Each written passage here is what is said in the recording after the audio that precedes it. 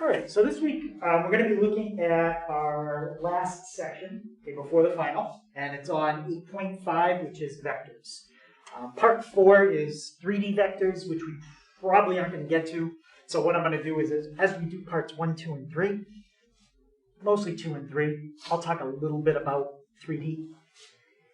Excuse me. But we're not really going to spend a whole day on 3D stuff. So the plan will probably be lessons 42 to 44. Monday will be lesson 42.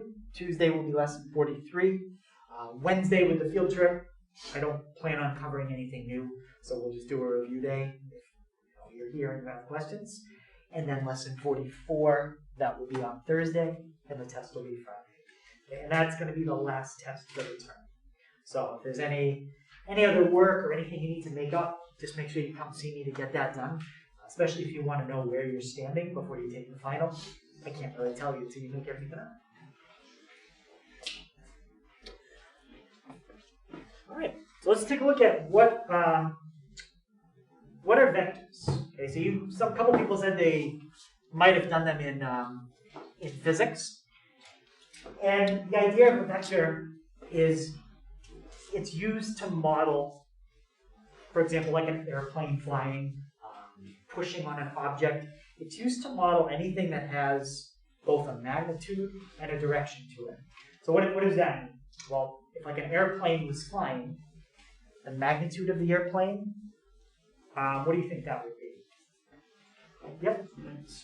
Yep. Magnitude could be a speed, if you're talking about like an airplane. And the direction is, well, the direction. Usually the direction for an airplane might be like a compass heading.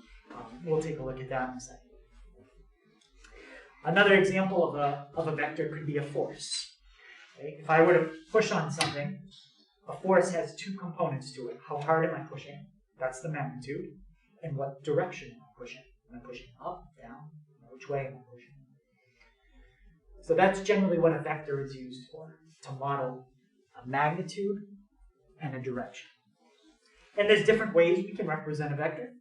Today we're going to do things mostly visual by drawing arrows. But you can also represent vectors with just numbers. You don't need to draw pictures. So let's look at an example. So each one of these airplanes you can think of as having its own vector. What complicates it a little bit is it's 3D, so two planes might look very close, but one could be at 30,000 feet and another one could be on the runway. So they might not be that close. So if we click on one where there's not an airport, because that probably means it's moving, we can see the vector for that plane. Okay. So this particular plane is going from Boston to Florida. So just took off. And if we click on the speed, or just look at it on the right-hand side, 494 miles an hour, that's the magnitude. Now, the direction, that's going to be the route. So if I click on the route, some of this hasn't happened yet because it just took off. But this is the route that the plane plans to fly. Okay? All the way from the starting airport to the destination in Florida. This direction is kind of complicated because it changes course quite a bit. So it has certain directions it's going to travel and a certain amount of mileage that it's going to travel in that distance. But the point is, all of this is basically the vector for the airplane, but it changes a lot.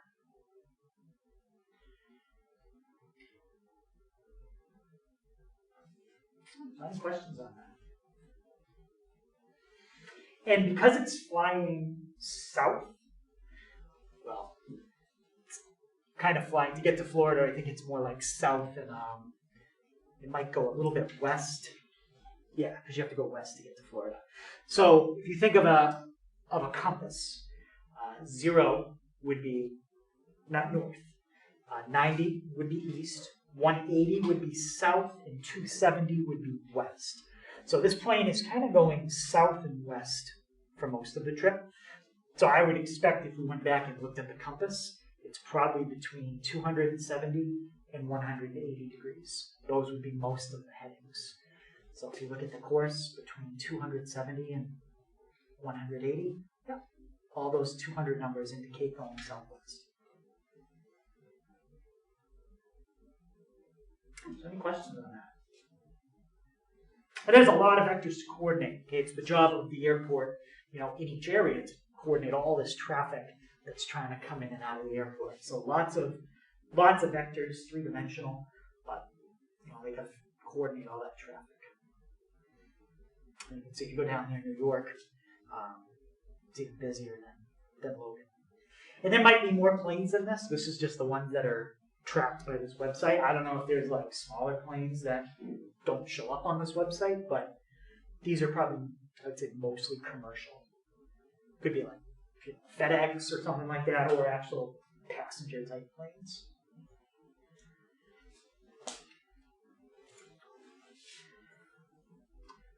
So visually, the easiest way to draw a vector is to make an arrow.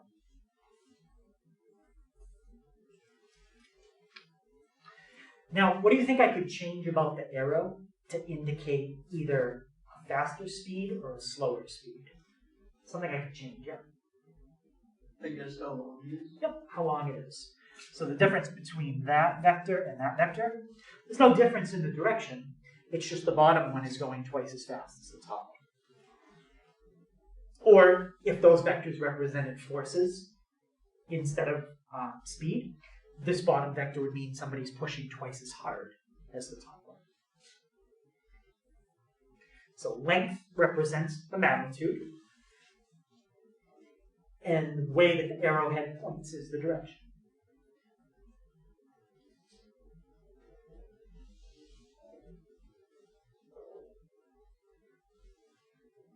What can be a little confusing with direction is the way that a compass does direction and the way we put angles in math are different. So when I gave you guys like the example of the plane, south, east, and west. On a compass, 0 degrees is north. They put 0 up here. But when we do things in trig, we put 0 degrees on the right. So sometimes we just have to be careful how we do it. Generally, we're going to stick with the way we do it in trig. But if you want to look at a website, like the one I just showed you, you got to do it like a compass.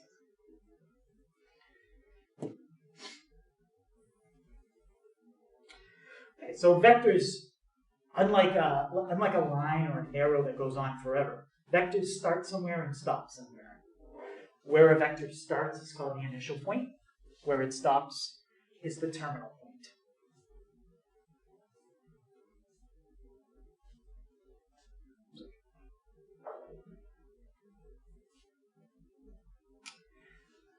So you could borrow the notation you use in geometry. What do you call that in geometry? Normally the arrowhead keeps going in geometry. Ours stops. But if it kept going, you'd call it a ray. You call it a ray. And you can use that notation. We generally don't in trig.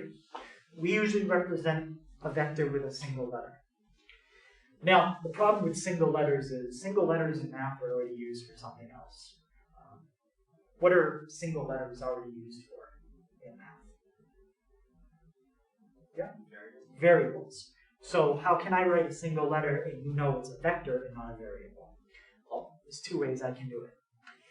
I can either put a single letter and put an arrow on top. So this indicates it's a vector. Or, the way you're going to see it in our book, just make the letter bold. So I'll do that a little bit, but I'm not going to spend like all day trying to, make a letter bold when I have to write it on the board, because it takes forever.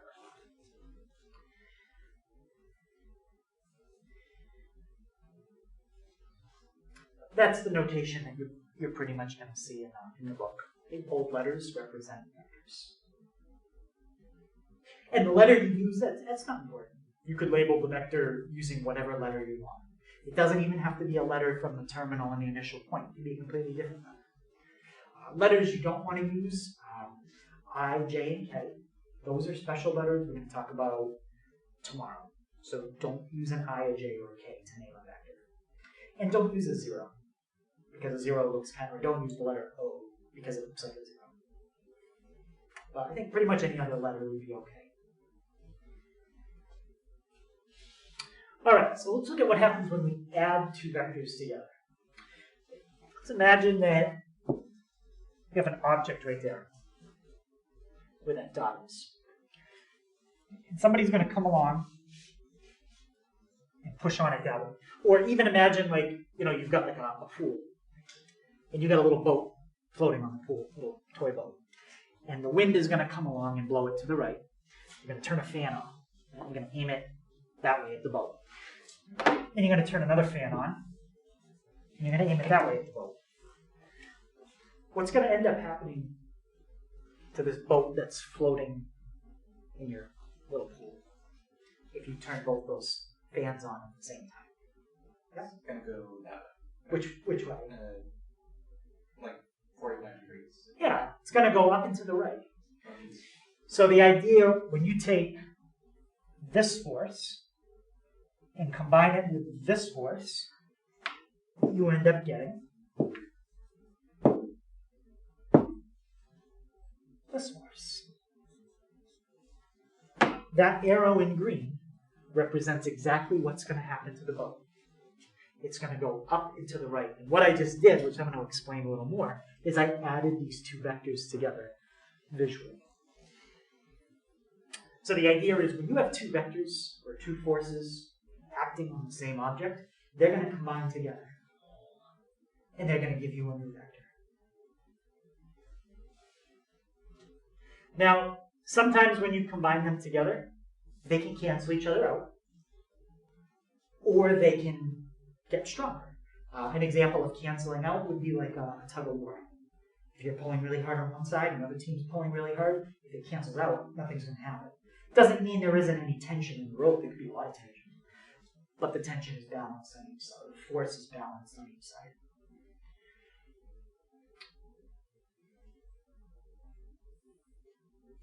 Right, so how do we add two vectors visually? Let me show you one more time, and then I'll write it out. Here's a vector. Here's another vector. You want to know what's going to happen when you combine those two together. First thing you have to do is line them up, just like that. You make sure the end of one and the beginning of the other are in the same spot.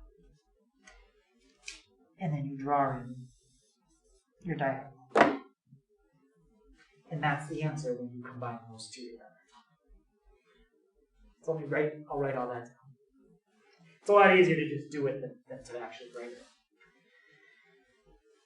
Okay, so position your two vectors so that the end of one and the beginning of the other are at the same point. Just like you see right there.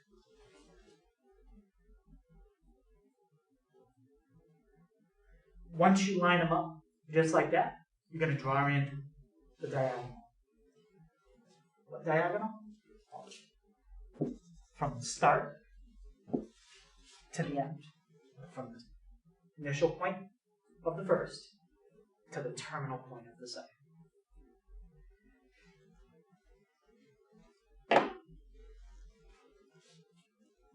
And I only showed you guys how to do it with 2, but you can do it with 200 if you have that. You can do it with as many as you want. But I'll show you with 3. So you wanted to know what happened if you combine those 3 vectors together. Well, you need to make sure you have plenty of room, because when you start stacking them together, it's going to take up a lot of space. So we have 1. There's 1. There's 2. I need that one separate, though. And there's 3. So if you combine those 3 vectors together, the final answer would look about like that. That would be combining them together. Now, when I combine them, that one broke apart. When I combine them all together, is there any question or any Anything you might wonder about combining these three together? Yeah? How would you do that? How would you show that on algebraic? What kind of Well, when we do it with numbers, we're going to do it numerically. We're just going to add numbers together. So we're going to have just a bunch of numbers we have to add. Specifically, 3 numbers. Well, 6 numbers in 2 dimensions. But how about anything else visually? Taking these 3 vectors and combining them together. Any other thought about something I could maybe do a little? Is there any other way I could do it? Yeah. You could switch them around to show that they still obviously touch the same spot. Maybe switch them around, I guess, to get a different, sort of. So we could try switching them around. Okay, this is definitely a different way. That's not how I did them before. But if you take the arrow and you put it back in, you still end up with the same answer. So what ends up happening is it doesn't matter the order you combine them in.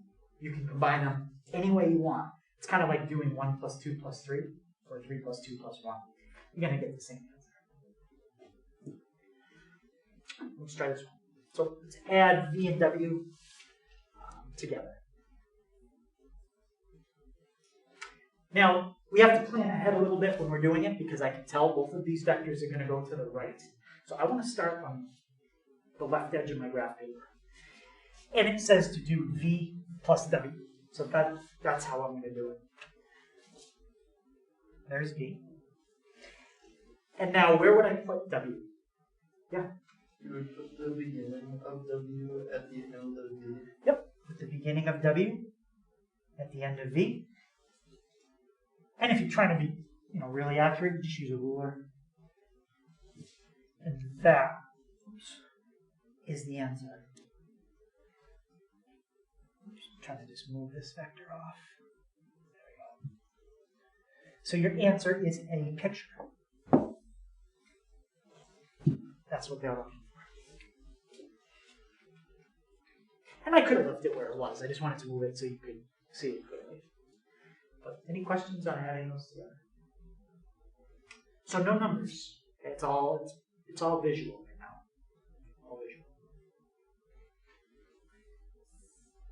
Visual is not the best way to do it in terms of doing it fast, but I think visual is a good way if you want to see what's happening. So it's a good way to kind of start out. But eventually we want to get away from drawing every single picture because drawing takes time. Okay, so let's add these together. What do you think is going to happen here? Yeah? They're going to cancel each other out. And it's not going to go in there. Yeah, so let's see what's going to happen. I'll use colors to show you what you're supposed to line up. You're supposed to line up the end point of V and the beginning point of W. So you're supposed to put those 2 red dots on top of each other. When you do that, then you're supposed to connect where you started here to where you stopped there. So let's line up the red dots, and then we'll connect the green ones. So line up where you ended to where you started. And what happens to the green dots? They're already lined up. They become the same dot. Now, we already said when you add 2 vectors together, you always get a what? Yeah? A magnitude and direction. Which is a New vector. new vector. So anytime you add 2 vectors together, you get a new vector. So the answer to this problem is a vector. We call it the 0 vector. Or you could write it this way.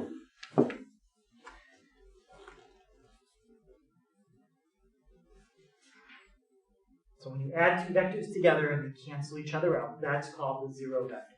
It's technically the only vector that does not have a direction. It has a magnitude, it's 0. So it's 0 length, but it doesn't point in any direction. Any question on that?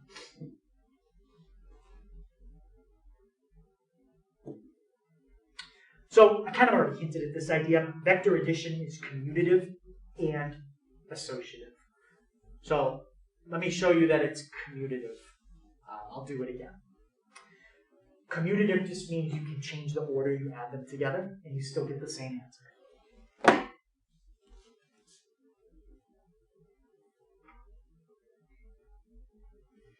All right, so let me do what's on the left first, v plus w, and then I'll do w plus v. Okay, I'm going to try to do it as accurately as I can. So there's v plus w. Let's take that, put that right there. And now let's switch it and do w plus v. So there's w. And now I put v on the end of it. And let's draw it again. And if I did it somewhat accurate, hopefully, I bring this up here, and pretty close, not bad. So the idea is you can change the order you add them, and it doesn't make a difference.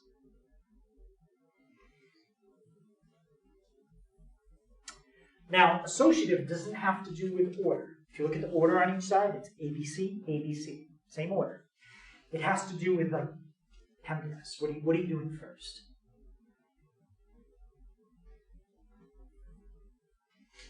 And if you plug in the numbers 1, 2, and 3 for A, B, and C, it pretty much shows you the idea that I could show you here. Yeah, I'm not going to go through and demonstrate it by drawing it, but the idea is if you add these two first and then add C after, or you add these two first and then add that to A, you'll get the same answer both ways. Any question on that?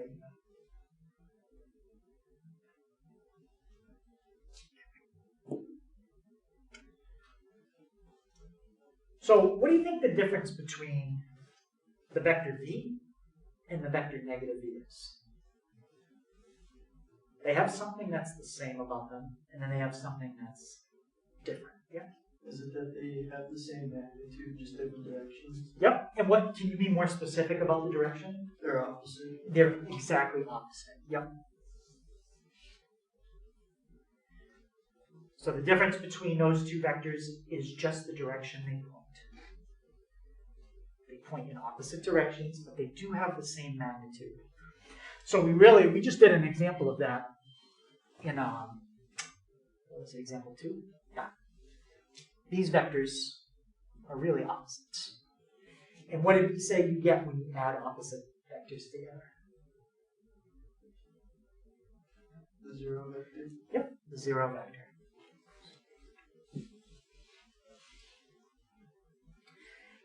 Just to be clear, this arrow on top is not really indicating which way it's going. It's just a symbol that means what's below it is a vector. So like if this vector was pointing up, you wouldn't do something like this. You always just put it pointing to the right. As a symbol.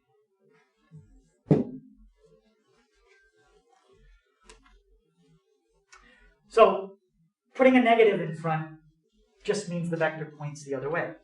And when you think about a negative, like look at something like this. Let me write that with numbers, and I want you to tell me what it really is. 3 plus, say, negative 3. What am I really doing right here? I'm adding the negative of something. And in math, when you add the negative, it's really just doing what?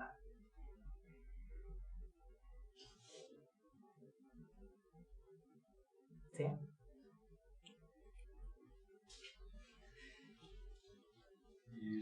You're just going to get 0.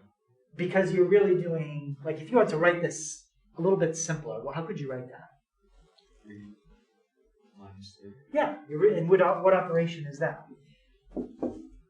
Subtraction. Subtraction. And that's exactly how we subtract two vectors. Instead of thinking of something brand new to do subtraction, we're just going to do subtraction as addition. But we're going to do it as addition of the opposite. Because we already know how to do addition with vectors. So if you want to subtract two vectors, all you have to do is take the second vector and spin it around the other way. And that makes it its negative. And if you add a negative of something, you're really doing subtraction. So that's how we subtract two vectors. Take the opposite of the second vector, spin it around 180 degrees, and then add it to the first one. And that will subtract.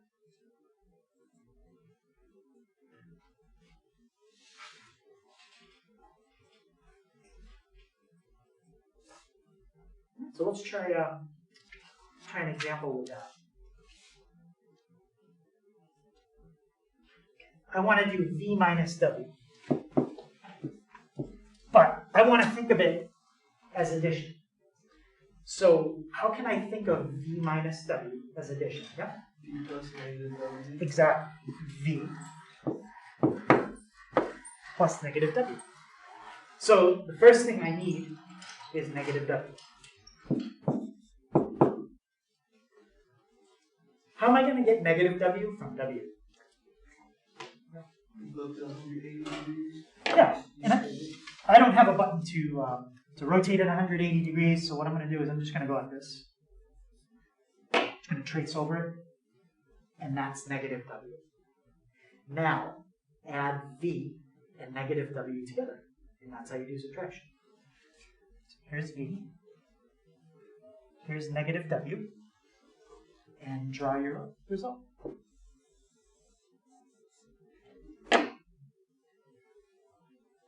And that's how you subtract two vectors. So it's really the same thing as adding. The only extra step is you have to flip the second one around before you add it. And there's your answer right here.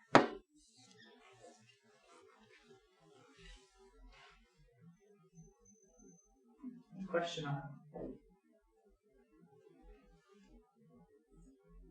So that's subtracting.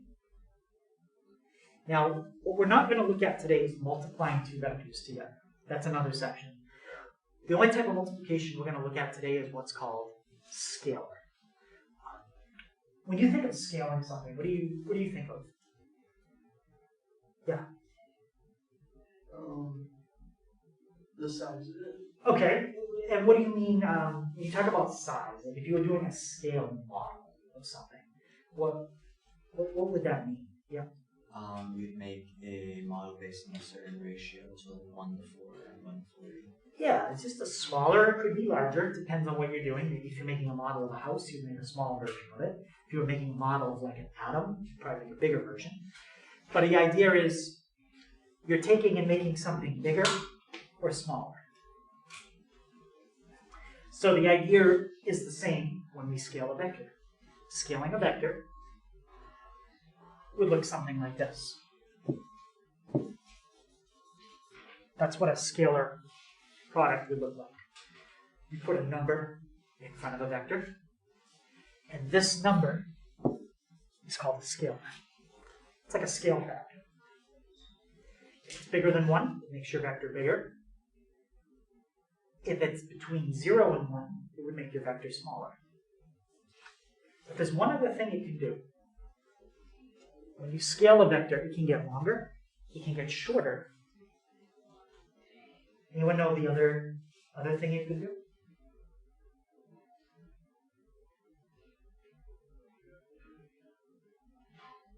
Yeah? It can get bigger or longer. So those are the two I said. It can get longer or shorter. But there's one other thing that can happen if you use a certain kind of number in this spot. Yeah? Could it also change the direction of it if you do negative? Yeah. It could flip it around 180 degrees. So a scalar can make it shorter, longer, or it can completely reverse the direction. Those are the only things it can do. We generally don't scale a vector by the number 0 because then, well, if you scale it by 0, you really don't have any more direction. So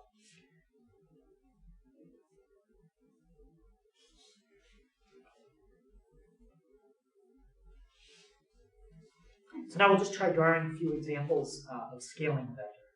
Now, this is where drawing starts to get a little bit annoying because if you're going to scale a vector and maybe make it 100 times bigger, well, you're going to have to do one of two things. You're going to need a really big piece of graph paper, or you're going to have to scale your graph paper. Well, we're not going to scale anything that big. Okay, so here's our vector, and they want us to find 2v and 1/2 v.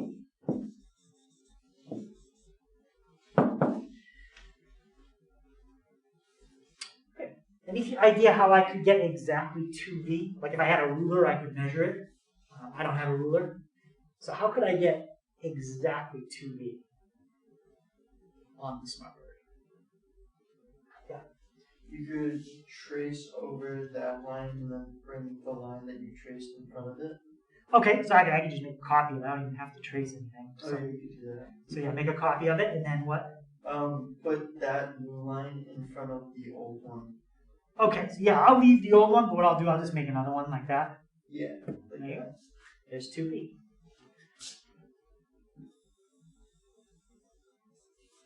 Can't see it well. If we go like that, it's a 2B. No change in the direction that time, but it's twice as long. What's going to happen with 1/2 V? How's 1/2 V going to compare to V?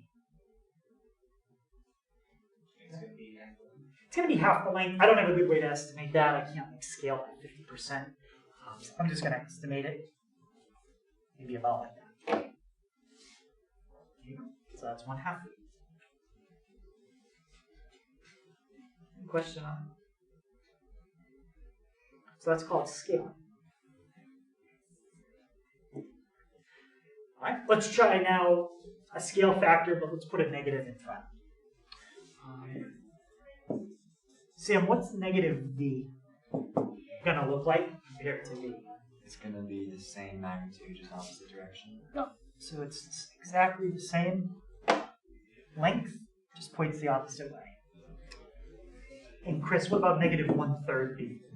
It's going to be the same as negative v, but go 1/3 of it. Yeah, so we already have it pointing the right way with the negative V, but now just make it 1/3 the length. Yeah, just an estimate. I have graph paper, so if you want, you could take a sheet for the problems. That might make it a little easier.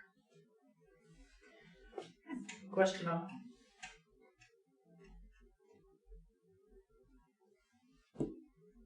All right, let's just try this one. So this is a combination of both things. We're going to scale some vectors and we're going to add them together. Okay, to find what they're asking for there, what's the first thing that I need? Yeah. You need to double the length of V. Yep, I need to find 2V. All of these vectors, which I'm not using U in this problem, I'm just using V and W, but they all point to the right. So you need to start pretty far to the left edge of your graph paper. So we're going to have 2 of the V's. Let's make a couple of those. Let's go maybe about like that. And about like that. So there's 2V. And what do I need to put on the end of the 2V?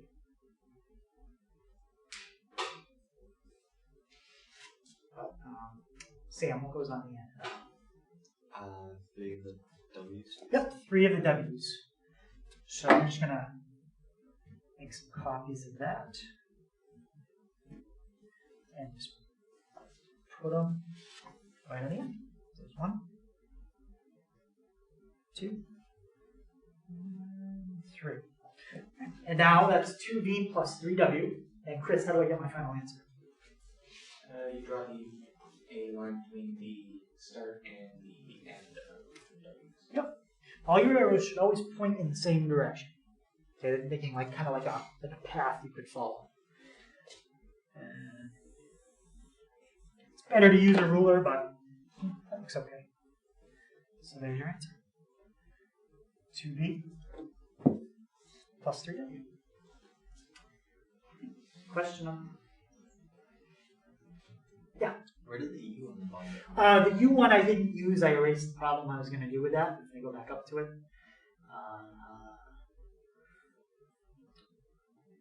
It would have been another one I was going to do. So this one had extra information because I crossed that out. All right. Any other questions on that one? We're eventually going to go over ones that aren't line segments but numbers, right? Yeah, we're gonna start to talk about. We need another way to represent vectors because arrows are just going to take forever if we're going to have to draw things all the time. So that's the very end of what we're going to talk about today and get into more tomorrow. Okay, So sometimes all they want to know is how long a vector is. And the symbol that they use if they want to ask you a question about how long a vector is 2 bars around the vector. And those double bars mean magnitude. So that's the symbol you'll see in the book when they want you to find out how long something is.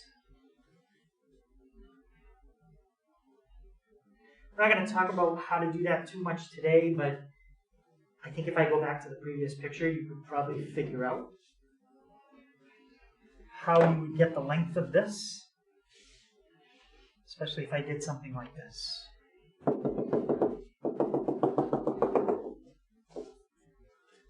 Maybe triangle out of it. And you could use Pythagorean theorem. You know, that side's 2. Maybe 12, something like that. And you can easily find the hypotenuse, which is the length of the vector. We'll save that one for tomorrow. Because you're finding a distance or a length, you never get a negative number when you find magnitude. It's always positive.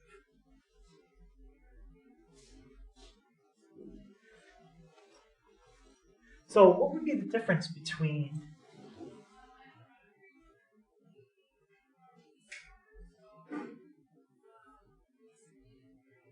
those two things right there? If you were to give me the answer to the one on the left and the one on the right, how would they compare?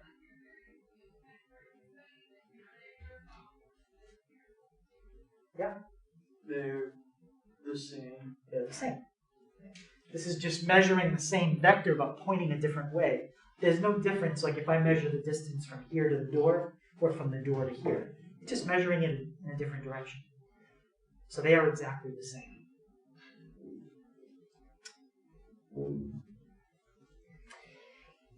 And we've used the next word quite a bit when we talked about some other things in trig. Do you remember what we called a circle if it had a radius of 1? Unit circle. So what do you think we call a vector with a length of 1? Unit vector. A unit vector. Nothing we're going to spend a lot of time with today right now, but just a vocabulary word that's going to come up. If you have a vector that's a length of 1, we call that a unit vector. Now, that's also the end of me talking about vectors visually. If we have a word problem, we'll go back to doing it visually. If we don't have a word problem, we need a faster way to do this. Pictures. First of all, with a picture, you need graph paper, and you also need a ruler or something to draw vectors straight. So we're gonna kind of get away from pictures a little bit. Well, there's 2 different ways that we can represent vectors as numbers instead of using arrows. I'm going to show you the first way today, and then I'll show you the second way tomorrow. Here's what the first way looks like. I'm going to explain on the other page what this is. But has anyone seen a vector written like this before? So that's one way. And if you want to know what that looks like, it looks just like this. 2, 3. You can probably figure out how I did it. Or I could do it over here. 2, 3. Any of these are what we call the vector 2, 3. It doesn't tell me where to put it. It just tells me 2 things about it. And I'm going to explain what those 2 things are right now.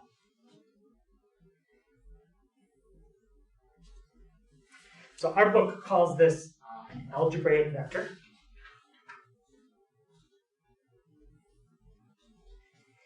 And A and B are what we call components. A is horizontal, and B is vertical. So basically, you can think of the A and the B as directions. They tell you how far left and right to go. That's the A. And the B tells you how far up and down to go. But what it doesn't tell you is where this initial point is. Put it anywhere you want. That's why when I drew this vector over here, you saw me do it in a whole bunch of different spots. This does not tell me where to start from. You can start anywhere I want. There's another one. We'll talk about what the most common place to start from is. But you start anywhere you want, and then A tells you to either go left or right. If it's positive, you go right. If it's negative, you go left. And B tells you up and down. If B is positive, you go up. If B is negative, you go down. So it's like directions from where to start to where to stop. From the initial point to the terminal. Kind of already said that. Left and right is horizontal, up or down, that's vertical.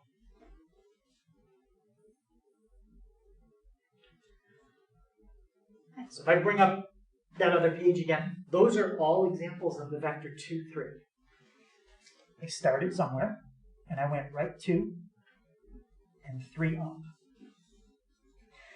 Now, if you had a choice, where do you think the most common place to start from is?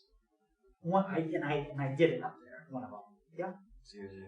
Yeah, the most common place that we start from is the origin. And if your vector does start at the origin, we call that a position vector. It's not that those other vectors are wrong. It's just not very common to start at a point that's not the origin, if you have the choice.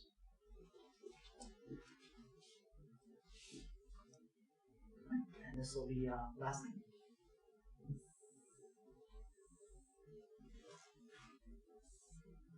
So let's take one of those vectors that's not at the origin and see how do you figure out what the position vector is. Let's take the one in quadrant 1. So let's write the coordinates for it. So that looks like it's at what is that? 1, 2, 3, 1, 2, 3, 4. So it starts at 3, 4. Looks like it stops at 1, 2, 3, 4, 5.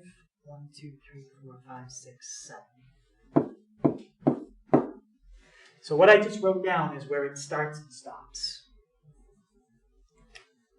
Does anybody see what I could do with the two coordinates, 3, 4, and 5, 7, to somehow get the vector 2, 3? Yeah? Distance formula? Well, distance formula would give us a single number, like 12. So if you wanted to do the distance formula, what that would do is you'd basically be making a triangle, and you'd be finding how long the vector is. So we're not finding how long it is. We're trying to figure out, can we take where it starts and where it stops and convert that into this somehow? Yeah. Don't you just subtract the 2? What order would you subtract it in? From the terminal point from the initial point. Yeah, so terminal minus initial. If you subtract 5 minus 3, and then you subtract 7 minus 4, you will convert the start and the stop point into the position vector. That's how you do it. Let's write that down. So to find a position vector, first of all, they got to give you 2 points. They could be called points P and Q. They could be called anything. But in my case, I'm going to call them P1 and P2. P1 is the initial point. P2 is the terminal point. And to find the position vector, do exactly what Sam said. Take the terminal and minus the initial. X2 minus X1. So there's your first part. Y2 minus Y1. And there's your second part. So this is really our first thing that we've done with vectors that's not visual. We're not going to do any type of drawing to figure this out. Just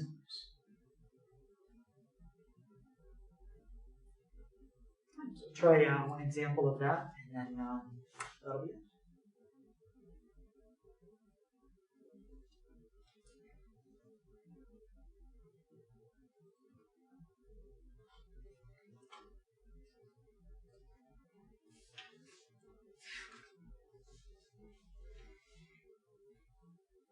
Okay, so I'll leave the formula up there. But it says to find position vector. Don't have to give me the final answer right away because I want to see how we figure it out. But can somebody tell me what I'm going to subtract here to get the horizontal component? Yep. For the first half, it's 4 minus -1, but we could write the 4 plus 1. Yep, we can do that in the next step. Perfect. So 4 minus -1. And then 6 minus 2. 6 minus 2. So my position vector for that would be what? When I simplify that and write my final answer. It would be 5 and 4. 5 and 4. 4. That's the position vector. So if you wanted to draw this vector starting at the origin, you'd go 5 units right, 4 units up, and draw your arrow. And that's how you find a position vector. Any questions on that? That's it. That's the first part. So I said you'd have about a half hour, about 28 or 29 minutes on it.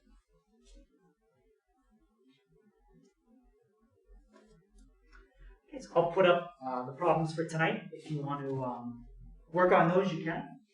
You might even finish them. If you do, you could show me, and then there's no homework for tonight. Okay, so first of all, it is in a different book, but if you go to the PDF in Schoology, I put the correct PDF. So just do it like you normally would. Page 344, it's 1 to 10 all, 14 to 22 even. And on 26 to 32, don't follow the directions they give you in the book. I want you to just do what we just did on the last couple problems. Find the position vector.